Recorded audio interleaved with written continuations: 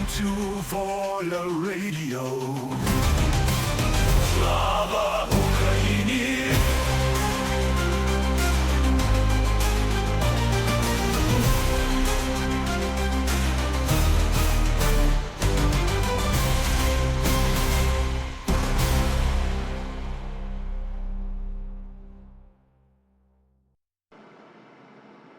Good evening, everybody. Thank you for joining us this Saturday night. It is 7 o'clock on the U.S. East Coast.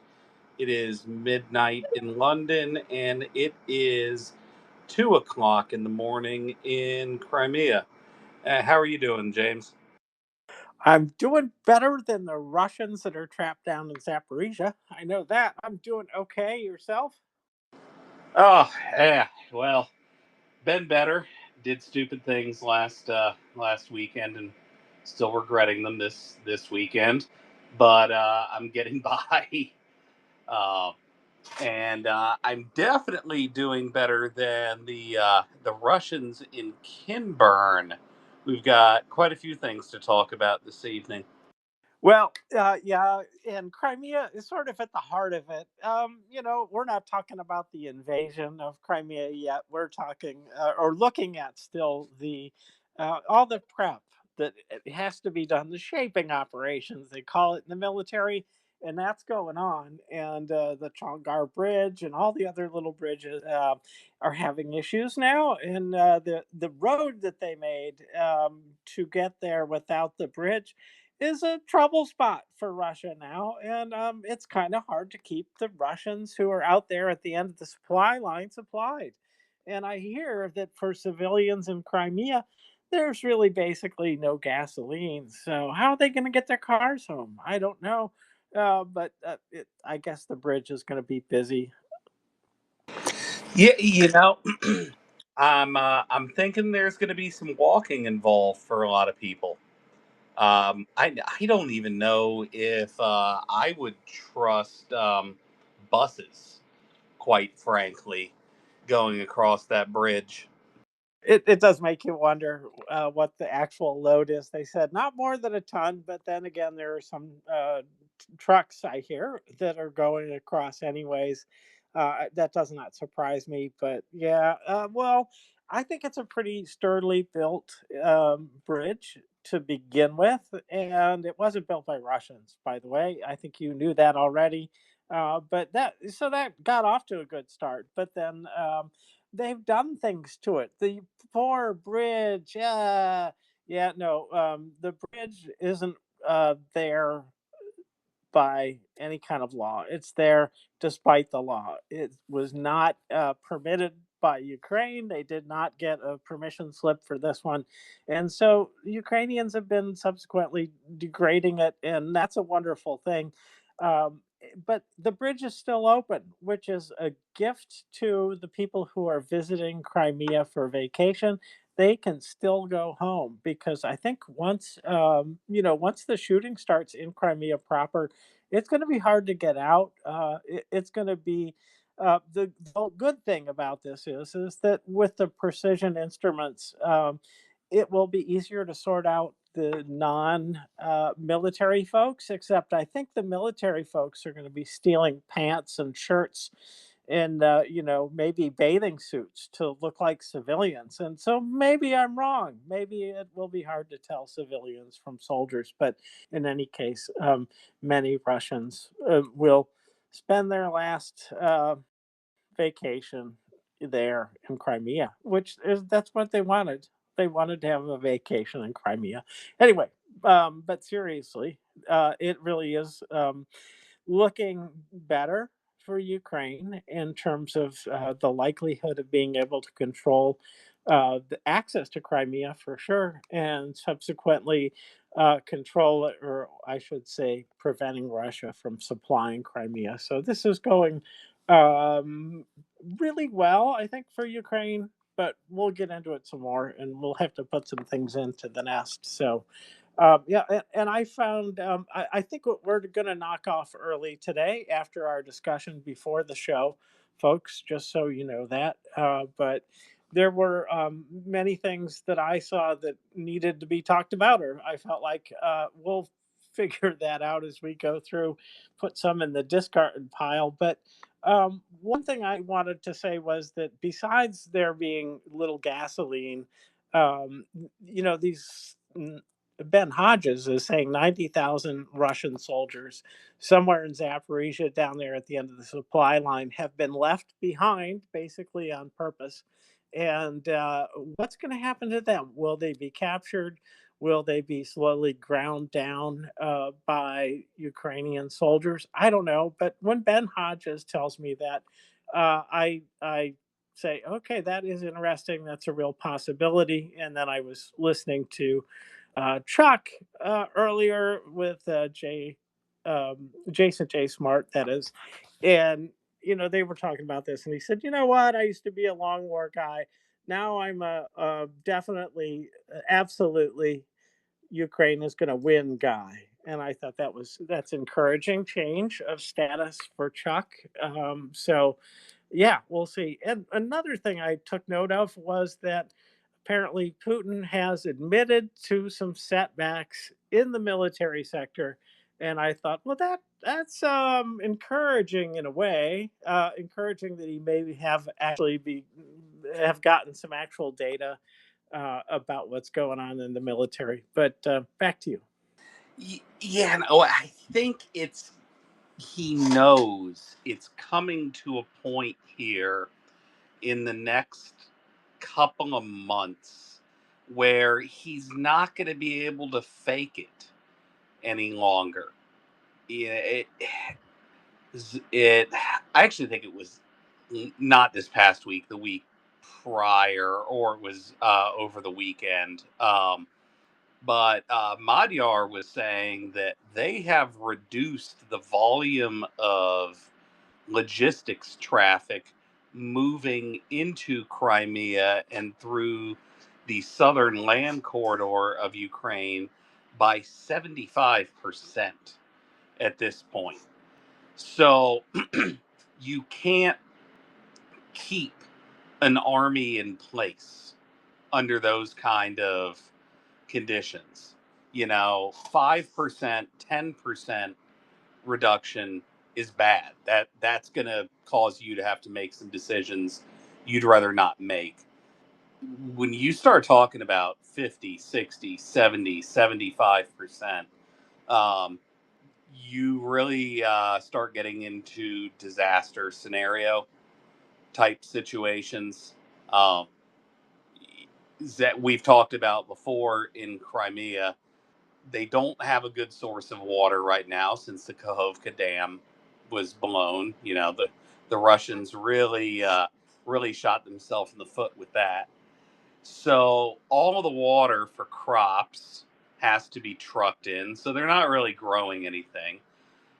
All of the water for drinking has to be trucked in. All of the food has to be trucked in because they can't grow shit. And of course, all the diesel and gasoline has to be trucked in. So if you start losing 5-10% of that logistics capacity, you immediately have a headache. At 75%, you're going to have to start making some hard choices. And those Russians on the Kinburn split that are supposedly being withdrawn. And I have heard from others. Indeed, I've actually heard from some Ukrainian sources that they think this is a troop rotation, but I'm not sure how. You're not going to keep guys in position very long without food, water, and ammo. At least without food and water. Um, I'm not sure the Russians care if they have ammo. These guys just function as temporarily mobile bullet sponges or drone sponges. So, yeah, the end of this logistics tale is not a place you want to be right now. And even there was a strike last night I saw in Luhansk, and it looks like Ukraine blew up a rail yard there. It's not going to be too much longer before, Ukrainian fire control includes everything within their 1991 borders. I think Crimea is going to be getting to that point in the next couple of weeks. Back over to you. It's exciting news. It's not news yet, but it is an exciting prospect that this is going to happen. What people early on when we started to hear predictions about the timing, decoding stood out for me because I was working with him, and he was saying, look for March, and it isn't March; it's a couple months after that, and things still haven't exactly happened the way that we like. But I think the intervention that Russia pulled down with the war. Um, no, no, let's not make it a Russian thing. Let's make it an American thing. Trump started another war that fed some more money into the coffers of Russia, along with other possibilities for timing the markets and all these things that are possible. And that is stretching things out. But I would say that the predictions that people were talking about, sometime this year, there would be things going on that would, well, begin to mark the close of the war. Basically, they're happening now. Now, will Russia be satisfied with losing Crimea? They'll be mighty unhappy, but they don't have apparently any chance of retaking it if they lose it now. And I don't know if they have the chance to actually keep it anymore because of the access. So I think either way, nothing is ever certain, but in the future, that is.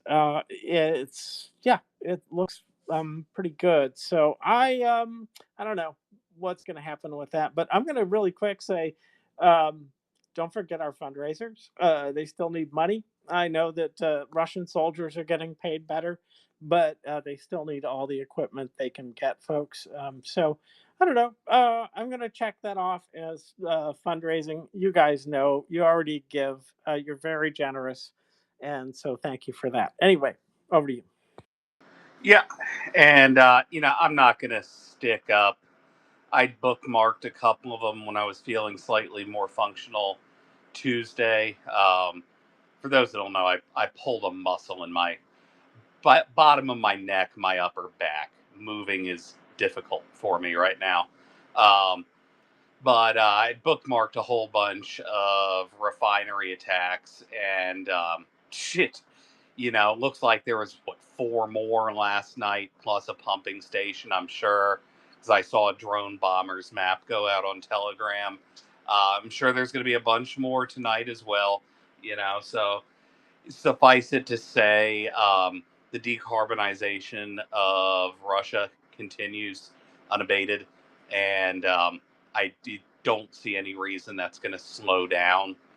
But they one thing I did stick up in the nest, and I'm starting to notice a few more of these now, which is the Ukrainians going after railway hubs. They went after one in Luhansk yesterday, and they went after one in Kherson last night as well. James, the Russians gave them a nice juicy target after the Chandhar bridge got blown. The Russians, did the normal brain dead thing, and they put a pontoon crossing right next to it. And pontoon crossings work, but the main downside to them is they're really fucking narrow, and you can't drive that fast over them. So you end up with this big queue of trucks to go over, and what you would imagine happened. Um, I have the A10 heavy breathing noises meme in my head right now, imagining that image. That would be what you call a juicy and sympathetic target, and I'm sure the Russians are going to keep doing it. Now, on the eastern side of Ukraine, of Crimea, and oh god, let me see if I can do this without blacking out from too much pain here. Um, the road on the eastern side of Crimea is not a bridge per se.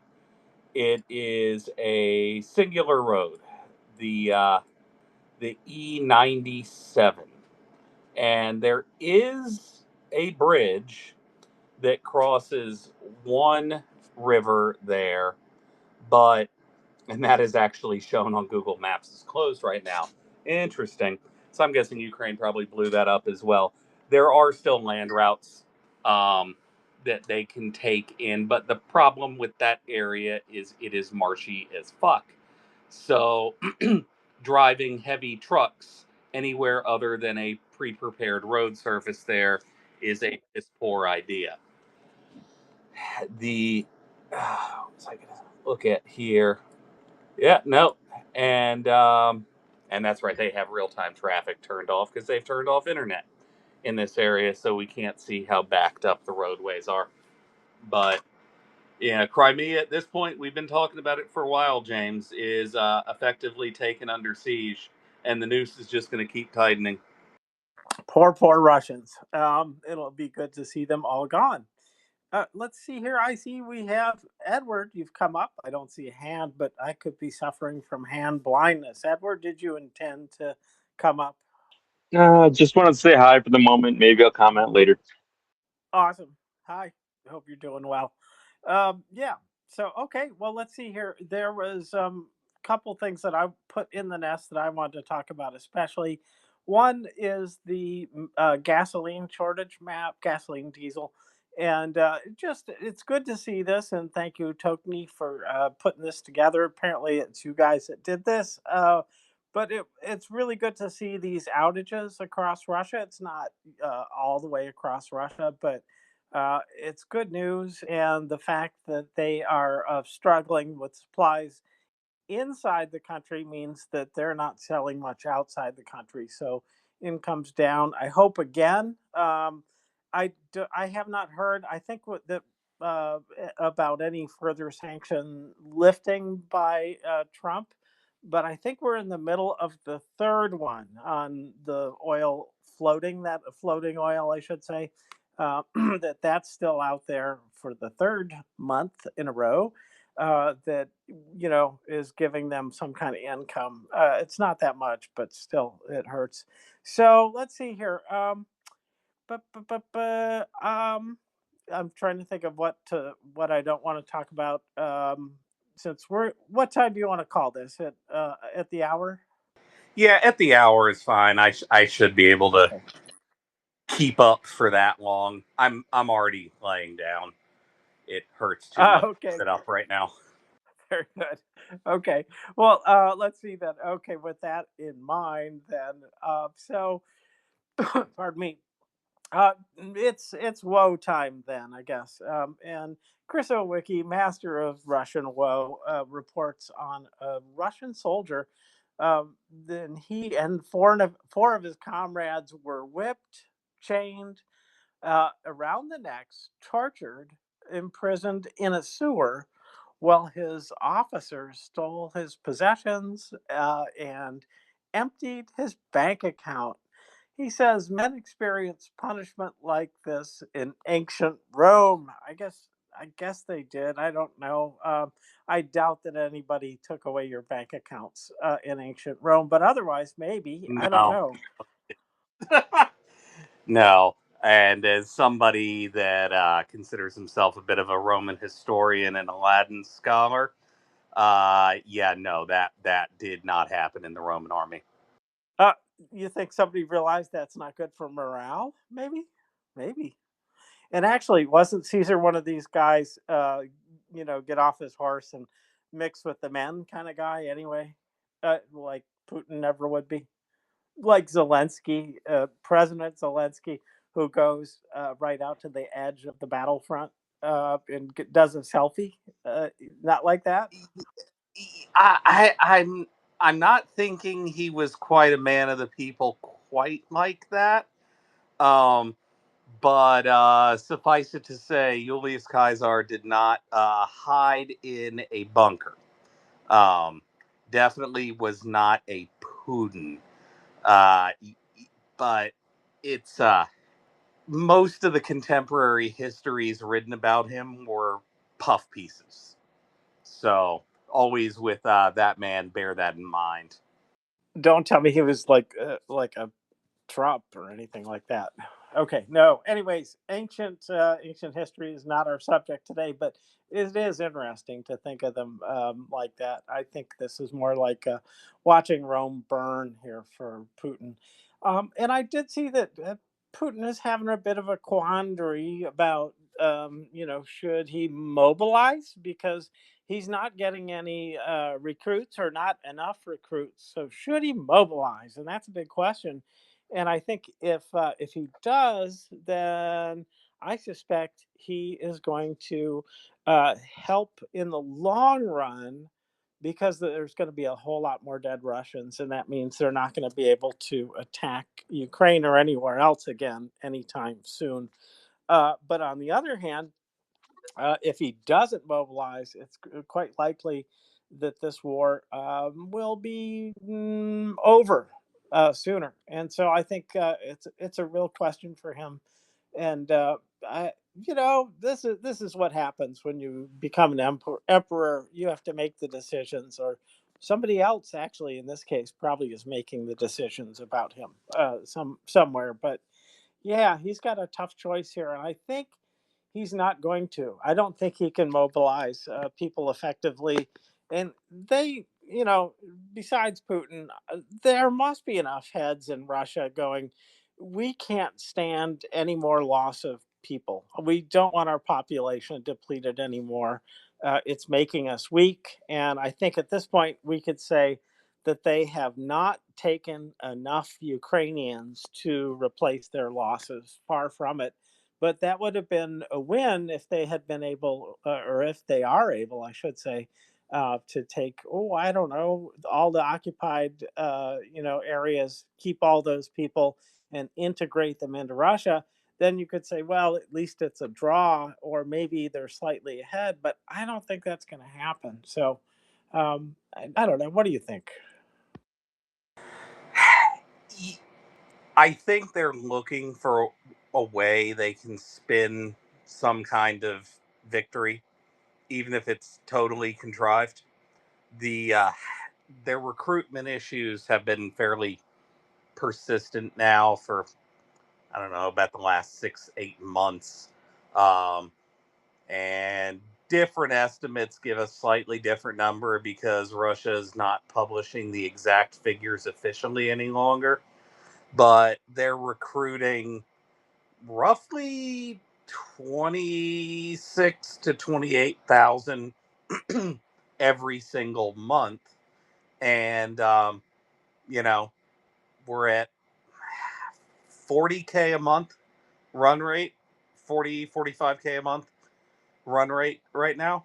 So their rate of recruitment, there's a delta between that and the rate of cubing. So they're being cubed right around, 30% faster than they can be recruited. That ultimately ends one way. So, I think the Russian military, at least at some level, has to be soberingly realistic about this. That the math doesn't math. As far as sustaining their combat effectiveness at the line of contact, because that's going to suffer at some point. In times past, we've talked about, the tooth to tail ratio, the ratio of guys on the line of contact, and then the logistics that support them, the tail. And in most Western militaries, that's something in the 1 to 4 neighborhood. Well, the Russians have been trying to make it work in more of the 1 to 1, 1 to 2 ratio, and it's a large part of the reason why they engage in the type of relatively unsophisticated meat wave type attacks that they do. So and I think you've probably seen this week, and I didn't bookmark any of the stories, but I know we've all seen them. Julia Davis has done quite a few translations over the last week on this. That there's starting to be more Duma members that are starting to voice, opinions to the effect of, we probably need to find a way to end this war, Um, but it's more of I think the economic situation, James. I'm not sure that at a high level that the Russian elite really give a fuck about how many people they get killed. I think they know the coffers are empty, and they're going to be getting into some unpleasant financial times here pretty soon. Which I mean, I don't hate to tell them this. I love to tell them this. That's unavoidable at this point. You know, a 1991 style economic meltdown is going to happen. It's just a matter of what date on the calendar is it going to happen. They can no longer avoid it. You know, their economy is thoroughly trashed. So, and then obviously the demographic damage they've done, right? That basically dooms Russia to the history books. They will become a cautionary tale in another 30 to 40 years. I may live to see it. But, probably towards Yeah. the end of my lifetime, their population will be smaller than a few U.S. states. And with that, I will go back over to you. Oh, righty. Yeah, this will dovetail nicely with what you just reported on. So, Pravdi Stratcom Center is reporting on this. New details have emerged regarding Ukraine's overnight strikes on Russia logistics in Crimea. And I'm sorry, I am looking at the wrong story. My bad. Here's the story. Here it is. Spravdi is reporting on this, but Russian oligarchs are now being picked off one by one as Putin regime desperately searches for the cash necessary for more war. The regime has confiscated assets of 7.59 billion. That's dollars linked to imprisoned oligarch Vadim Moskovich. Moskovich. Wow. Okay. And transferred to state ownership. Poor guy. He's broke now. What? No. Yeah, no, I mean the knives are out. They need money. They're gonna contrive charges against anybody and everybody they can if they think they can squeeze some blood out of that stone. So, and I read a pretty good article Tuesday, and it made a lot of sense to me. And it tracks something that we've kind of touched on this. We touched on this a little bit when we did our little crypto segment a few months back, where there was some thought that the uh, the Russian elite were also investing large amounts into gold as well. And I guarantee you that, James, what a lot of that's why they're picking up a lot of these people, is they're not just looking to nationalize their companies, which, if your company is running at a deficit or is in debt right now, it's doesn't really get Russia anything to nationalize it. You know, whatever might be in your bank account at that moment, and then if they take that and then that business ends up going under, and you have however many thousand unemployed people, which I suppose could be sent to the front lines to join QB, right? So that may actually be good in their mind. Never mind.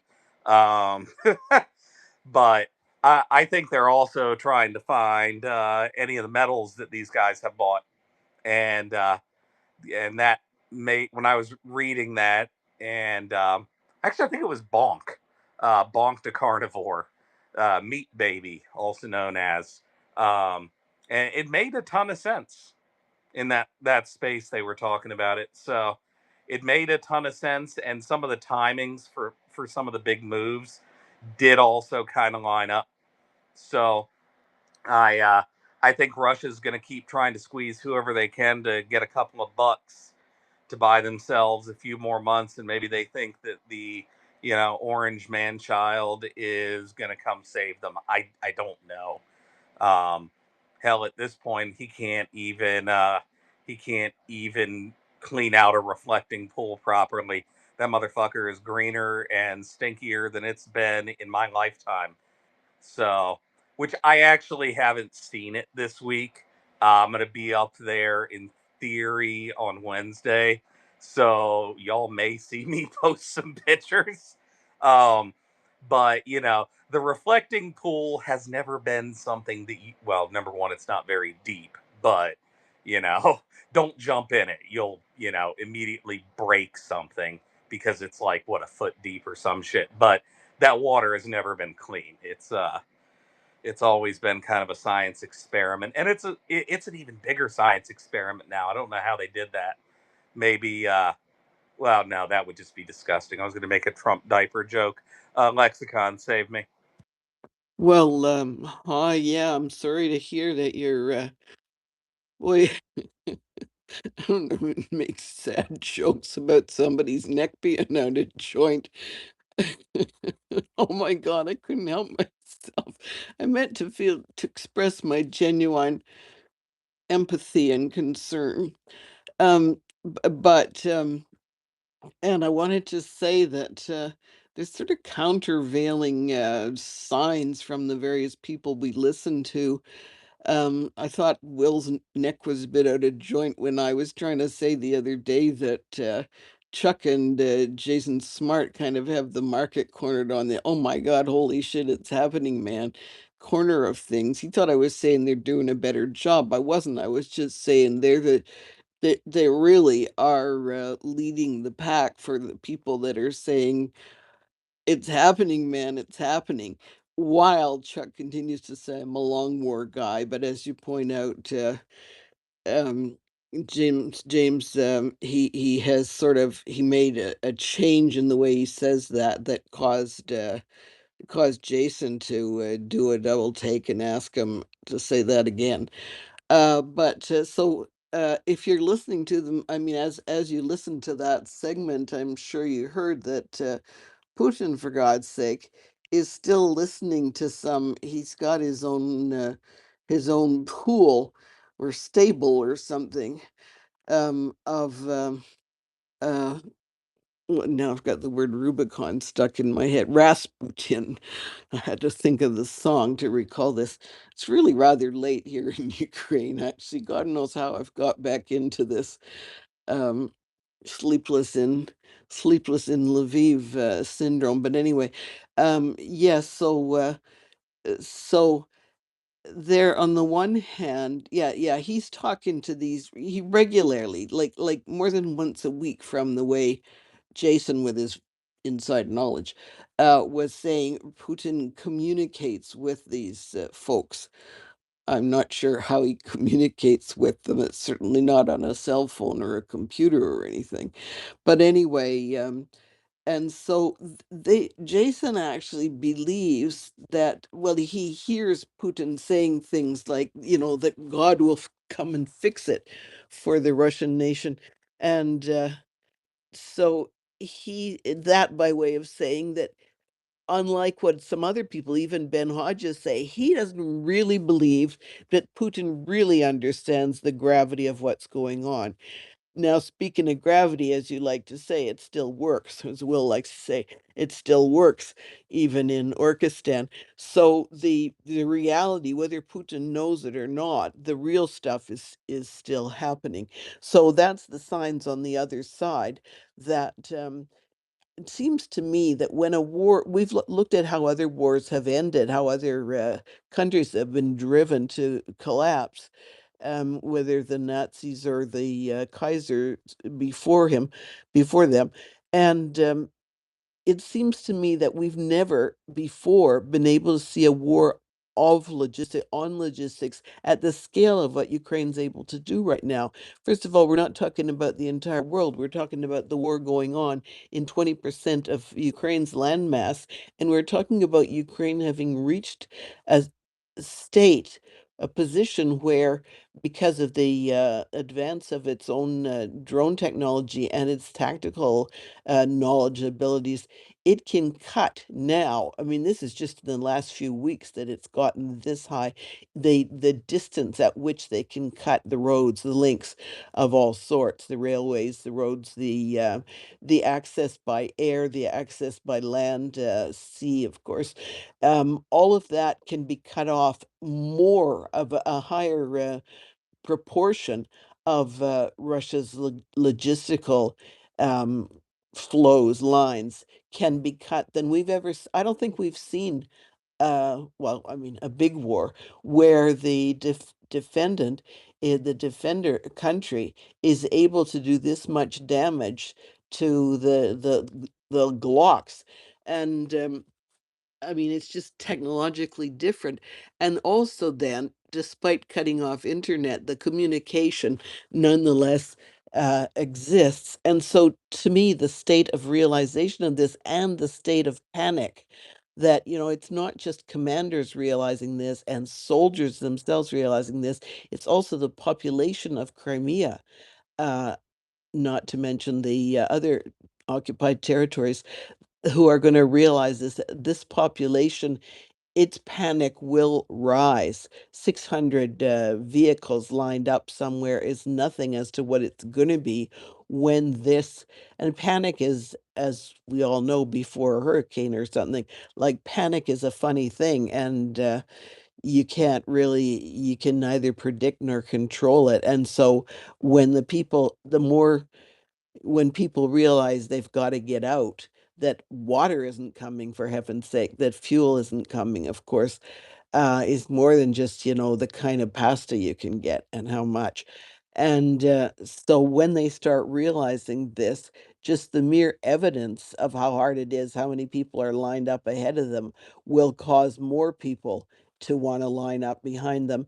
And so I do feel the pace of all of this is going to accelerate in a way that we just cannot predict. So we've got these things on either side. I think acceleration is the word, and yet, and so Putin there not knowing how, I don't know how to understand the relationship between the panic going on the ground and what the elites, the head of the army, of the military forces, and Putin himself and his band of merry men.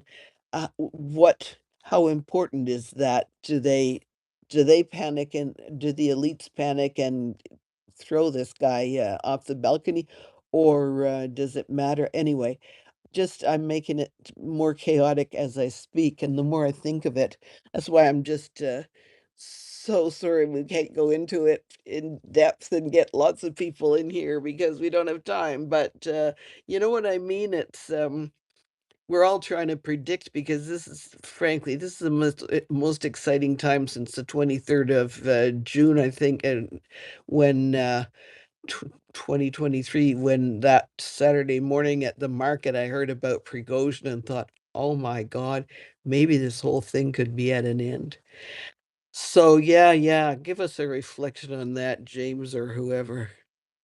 I know less than you. You're there, so you must have good sources, right? I don't know, but what I do know is that from what I hear, and I don't know that much really about the nature of war, but the supply part is, I can see how that's key. People that talk about logistics, etc., all that, but if they really are cutting off the aid that's supposed to go to Crimea, then those troops are going to collapse. They're going to give up. I don't think they're going to have much fight in them. And I think you are one of the people to say that, is that when they get there, they're going to find Russian soldiers who don't have food or have very little food, who don't have enough ammunition or have none, and may really be willing to just give up, surrender to the Ukrainians. And in particular, if they send a lot of,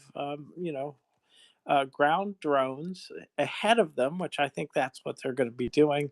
And then if they show up with, I don't know, overwhelming force, then I think it'll make sense for them to give up. So this could go really quickly, or it could be a really dramatic fight, but I don't think that they're capable of dramatic anything at this point in terms of Russia, because they just don't have good troops. They don't have enough ammunition. It seems they're, if you're hungry and thirsty and hot, and you've got bodies piled up around you, things aren't can't possibly go well. And I think that's the situation that will be there when they actually go into Crimea. But we'll see. It's unpredictable, I guess. But let's hear what fella has to say, though, because he probably has a better eye for this. Well, and some of the excitement you're picking up from some of the commentators and analysts in the Ukraine information space lexicon, it's two separate things, right? It's pretty clear that Ukraine has hit upon a winning strategy to render the Russian army combat ineffective. And, that's via logistics, right? You control the flow of logistics, you can deny the enemy food and water, and then, you have a relatively predictable timetable at that point, 3 to 5 days. That's how long you can survive without water. And, you know, 2 weeks, give or take, for food. And it can be longer, but, a couple weeks without food, not even a week without water, and you're dead. So the Ukrainians have Russian logistics by the proverbial and literal balls at the moment. 75% reduction in the flow of material through the south of Ukraine into Crimea is absolutely massive and debilitating. And I looked this up just a minute ago. There's 2.4 million people in Crimea, give or take. That, and remember, they are having to truck in all the water and all the food. That is a metric shit ton of water. And I don't know if they have any stored in tanks. Hint, hint, wink, wink. You might want to go ahead and pop those, because ain't nobody in Crimea right now that belongs there. So they can go ahead and get themselves the hell out. I don't care if they have to walk. Um, so you have the excitement over that. And then you have the excitement because it's becoming increasingly obvious from the desperate actions the Russians are taking internally to shore themselves up financially, that the jig's just about up inside of Mordor in terms of the government and the economy there being able to remain standing. Um, and we've talked about this a couple of times, and I said that Nabulina was out, and I I I had been neglecting to qualify that her term as governor of the Bank of Russia, and basically the person that has made the finances for Putin's war work up till this point, ends in June of 2027, and she ain't sticking around. Now, interestingly, over the last 3 weeks, Nabulina's signature has appeared on a whole bunch of shit, but she has not been seen anywhere. So nobody knows what's happened to her. And I think the timing is kind of suspicious. Um, she has pretty significant security escort, both to prevent somebody from offing her and to prevent her from leaving the country. So that's especially happening right now. I find that most curious, um, given what's going on inside of Russia. But that everybody that you mentioned right now, lexicon, that's getting a little excited. They have every reason to be. Um, I think that when it does happen, I think it's going to happen with a pop inside of Russia first, and it'll be fairly quick, fairly violent, and we won't know exactly what's happened until probably a couple days later. Um, this is kind of similar to how the Soviet Union went down. So there was lots of mixed messaging, lots of deception, and we really didn't have or the Western world did not have a clear picture for a couple of days. So I think that this will go pretty similar. Um, Now, as far as what goes on in the South, James, I think you're right. I think they're probably going to lead in with some unmanned forces, some ground drones, and then send, follow on troops. But couldn't tell you when they're going to pull that trigger. But if Putin really is thinking about doing the whole mass mobilization thing, then and it, the rumor mill was that was going to be this fall. Ukraine would want to strike before then, and that could be why they're doing what they're doing now as a shaping operation to make the surviving Russians that haven't starved to death or dehydrated to death, to make them as weak as possible before Ukraine runs into them. Because, by the point the Russians would decide to do some kind of mass mobilization, it would be far too late. And with that, back over to you. And I don't know if does that answer your question, Lexicon? Well, it I got so many questions swirling around, every time I hear one of these guys talk. Anyway, nothing but questions, but yeah, I mean, it's mulling along. It's the I do agree. It's hard to know, and yeah, it'll take us a while to find out. But one, someone was talking about Ben Hodges. Now, Jason mentioned in, I think in that conversation we were all both talking about that Ben has an article. Jason said called "How Crimea Will Fall." Go and read it. Well, I used "How Will Crimea Fall?" Now, actually, that doesn't sound like the way Ben would talk. I tried searching that title, and I can't get anything. You can get tons of. He's talking to people constantly. I mean, people talk about panic. The lineup at Ben's door must be almost as long as the lineup to get on to Kirch. But but I just don't see anything, let's say, in the last 3 days, or that is as hot off the press as, and it sounded like an actual article. So at any rate, I guess I should put a bug in Jason's ear about that. Um, yeah, so that's another question I had. I don't know if anybody's seen it. A lot of people understand, like UATV and stuff, the Ukrainians, that Ben has talked about the two stages in which the Ukrainians will take down Crimea. And he talks about the stage of the shaping and then going in and severing all of the ground lines and all lines of communication and supply. And that I guess he's saying that they're in the second stage of that. But then he hasn't mentioned the stage of panic, slitting each other's throats to stop them from getting hold of a water bottle, panic between the army and the population, the civilian population, too many people, too few bottlenecks, etc. So, yep. More mulling, more mulling. Back to you to mull. Yeah, I mean, this is something that a whole bunch of analysts have been talking about for a while, and I totally agree. They are in the second stage of how you would put Crimea under, or classically, how you would put any army or state under siege. And part of that involves destruction of their ground lines of communication. There's two ways to do that: kinetically, and then by destruction of logistics. And Ukraine has opted to go for the destruction of logistics route, which I applaud them on. It's simpler.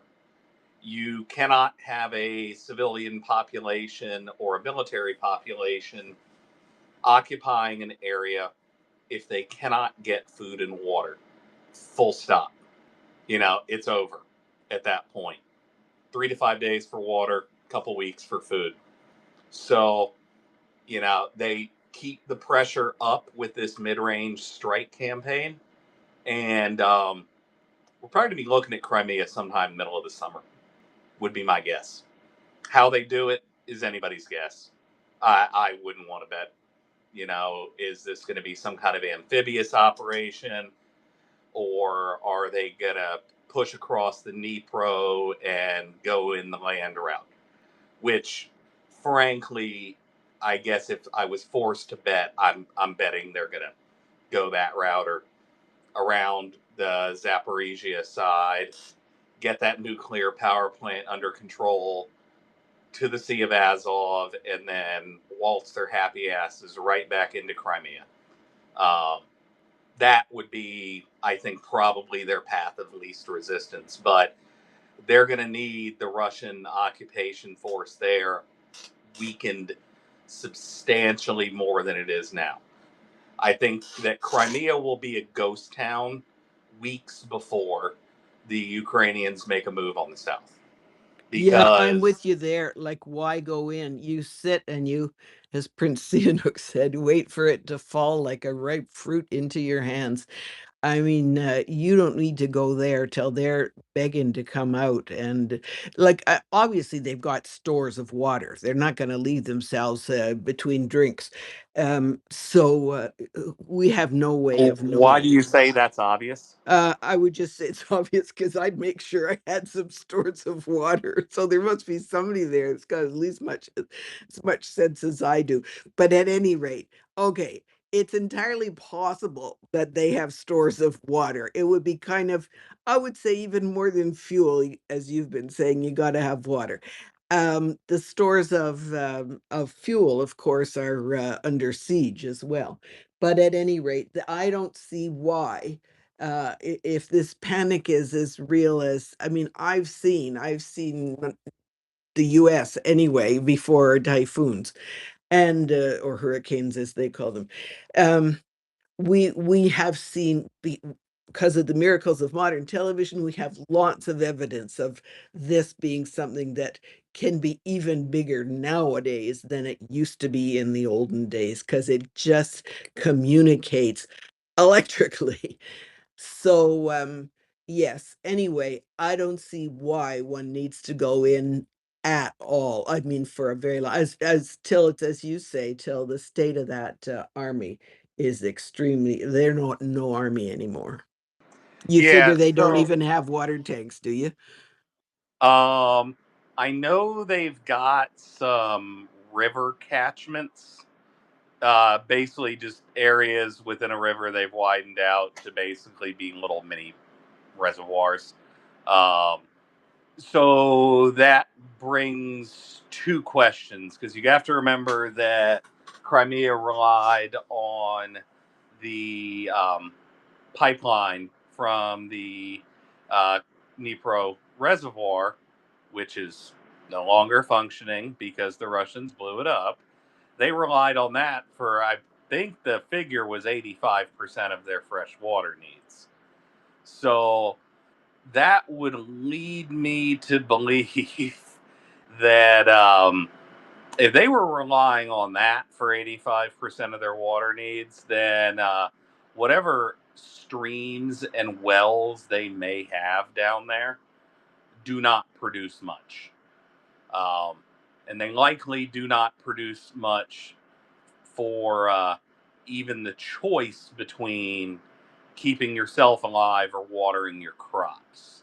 Because we've been hearing that the Russians were having to truck in water to drink. So that automatically tells me that they, if they had reserves down there, they were exhausted, or they lack the ability to make it potable. They lack the water purification plants. Um, so, which is the other problem, right?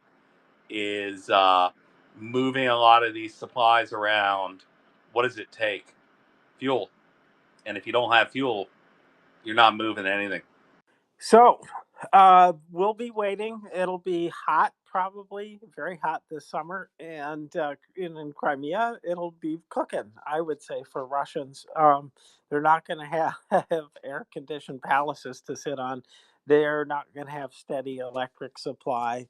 They're not going to be feeling comfortable because by the height of summer, I would say that they're going to be able to target individuals in Crimea because some of the Zaporizhia area is going to collapse if what Hodges says is right about 90,000 soldiers. If they really, are out of supplies or nearing that stage, then a month from now, they're not going to be in fighting shape. So I would say that's going to collapse. They're going to be closer, and it's going to be, it's going to be ugly for Russia. There'll be, a lot more casualties. But this is really timely that this thing gets settled because for one, Trump has not delivered on the anti ballistic missiles.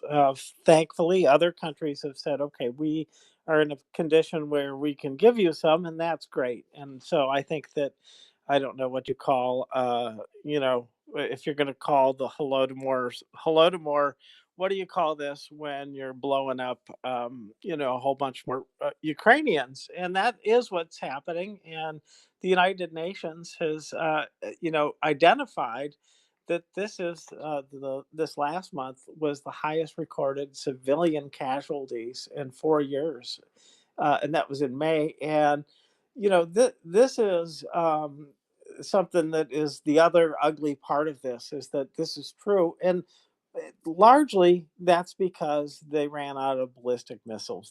There have been a lot of civilians that have been killed in this war in Ukraine. I don't know how many, but it's peaking, and we don't want it to go on long. It probably won't because the Russians are getting hit so hard and some of their ballistic stuff will get damaged, I think, in the next month. But this is an ideal situation for Ukraine in terms of taking back the land that Putin prizes more than anything else. If this comes to be, I think that they're they're going to look at that question of mobilization again and say, okay, is it worth going to Crimea and firmly ensconcing ourselves again in that area, and with the probable knowledge that they're not going to be able to do it this time. So it would probably be a large waste of human beings on the Russian side, which short term, that's you can't have or I should say long term, you can't have enough dead Russians in terms of preserving a more peaceful future for Ukraine. But in the short run, it means that more Ukrainians are going to die. So this is going to be interesting to see what decision comes out of Russia about that, because I suspect once they start to lose Crimea and realize that maybe they can't even hold on to the Donbass, and I think that's the thing, is that Crimea is going to go, and from there they're also going to subsequently lose the Donbass. Now, if all that happens, um, they'll be outraged, they'll be incensed in Russia, but they're going to be unable to do anything about it because, as Russia previously identified, you can't really defeat the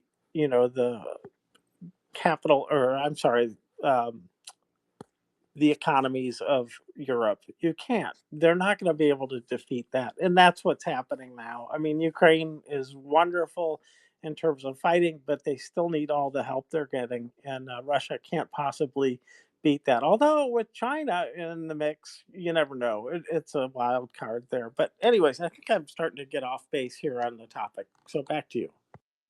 No, I mean that's a going to be a good post or the beginnings uh, for when the post mortem of how and why Russia lost this war is written. I think how it's going to start off. Yeah, they're a country whose GDP is smaller than that of 3 or 4 U.S. states.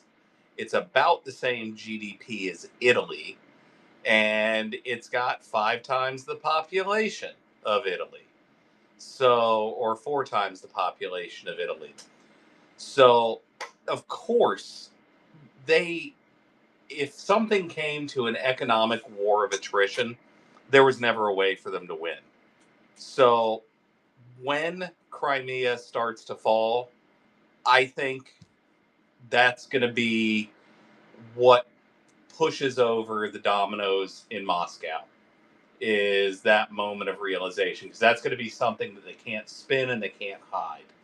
So when that day comes, start watching the Kremlin real closely, because I don't think Putin will have long to live, and I don't think we're that many months away from this. Not if this medium strike campaign keeps up, because like I said, 5%, 10% loss of logistics gives you a problem. 75% gives you an absolute, life-ending, career-ending nightmare. Um, there's no way that they can supply the people in Crimea and their military forces with what they're able to slip through right now. The wild card, and we don't really have a great sense to these numbers, except we are seeing ships get hit in the Sea of Azov by drones, is whatever supplies they can get into the northeast portion of Crimea from the Russian mainland. Because anything in the Black Sea, it is liable to be hunted by sea babies. So anything south of the Kerch Bridge within the Black Sea is not safe for the Russians. The Sea of Azov isn't terribly safe either, but it doesn't have sea babies. Not yet. And if and when Ukrainian forces reach the Sea of Azov, it's over. The Russians aren't going to be able to float anything in the Sea of Azov that Ukraine doesn't specifically allow. Kind of like that parade of theirs. That only went off because the Ukrainians allowed it to go off. With the sheer number of drones they're able to use now, you're not you're not looking at a good time. And the number I had read a couple of weeks ago is Ukraine is now producing roughly 1 million drones every month. That is an absolutely mind-blowing number. And, we're seeing the effects of these FP2 drones. These things are really wreaking havoc on Russian logistics all throughout the South. I saw one video this week of a train getting picked apart somewhere in the southern part of Ukraine, and they hit the thing with like about 4 of them, took out the engines up front, and then started picking off the cargo cars. And those drones are pretty impressive. The FP2 packs, I think it's a 25-kilo warhead. It's a fair amount of explosives. So this isn't a little FPV. It's quite a bit spicier. Yep.